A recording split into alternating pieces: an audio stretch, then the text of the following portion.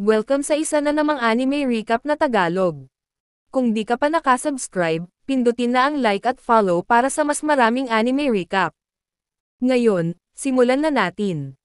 Pinapakita sa eksena ang ating bida na si Mimori Tuka, na halatang kabado at pagod, paubos na ang kanyang mana. Pinalilibutan siya ng napakaraming halimaw. Ginamitan niya ng paralyze pero hindi tumalab. Doon niya naisip na isang beses lang tumatalab ang paralyze sa bawat target. Agad niyang sinubukan ang slit, at matagumpay niyang napabagsak ang isa sa mga halimaw. Sumunod ay poison, na unti-unting kumitil sa mga halimaw na kanyang tinamaan. Habang dumarami ang kalaban, patuloy siyang gumagamit ng paralyze, pero halos mapagod na siya. Sa mismong sandaling iyon, nag-level up siya, at naibalik ang kanyang mana.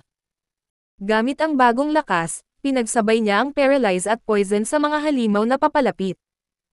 Isa-isang namamatay ang mga ito sa epekto ng lason, at dahil dito, sunod-sunod ang level up ni Tuka, pati na rin ang pagtaas ng mga skill levels niya. Habang naglalakad sa dungeon, nakakita siya ng mga bungo at gamit. Kinuha niya ito bilang paghahanda. Dahil sa gutom, kinain niya ang mata ng halimaw, pero agad niya itong pinagsisihan, hindi niya nagustuhan ang lasa. Buti na lang at naalala niya ang bag na galing sa goddess. Pagbukas niya, may lamang pagkain, at agad niya itong kinain. Patuloy pa rin siyang lumalakas habang tinatapos ang napakaraming halimaw sa dungeon. Habang nag-iisa, naalala ni Tuka ang kanyang madilim na nakaraan, minamaltrato siya ng kanyang ama, habang walang pakialam ang kanyang ina. Sa kabutihang palad, kinupkop siya ng kanyang tito at tita na nagpakita sa kanya ng tunay na pag-aaruga. Habang lumalalim pa sa dungeon, may mga halimaw na sumasalubong sa kanya, pero madali niya itong tinatapos gamit ang kanyang mga spell. May nakita siyang saradong pinto. Pagpasok niya, may nakita siyang kalansay, gamit, at isang sulat. Laking gulat niya na naiintindihan niya ang nakasulat sa liham. Doon niya natagpuan ang isang libro ng Forbidden Magic, at ang babala. Mag-ingat sa Soul Eater. Bigla namang lumitaw ang isang halimaw.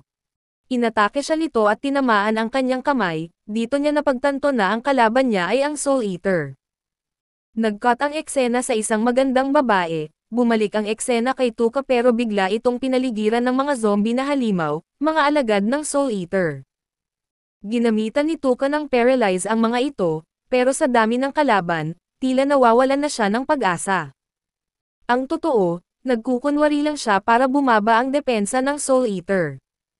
Nang dumating ang tamang pagkakataon, bigla niyang inatake ang Soul Eater gamit ang paralyze, kasunod ng poison.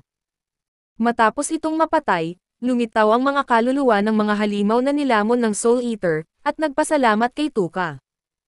Kinuha niya ang susi ng Soul Eater, na siyang magbubukas ng gate palabas ng dungeon. At dyan nagtatapos ang episode 2. Lumalakas na si Tuka at mukhang mas marami pa siyang haharapin. Kung nagustuhan mo ang recap, huwag kalimutang i-like, i-share, at mag-subscribe para updated ka sa mga susunod na episodes. Kita-kits ulit sa episode 3.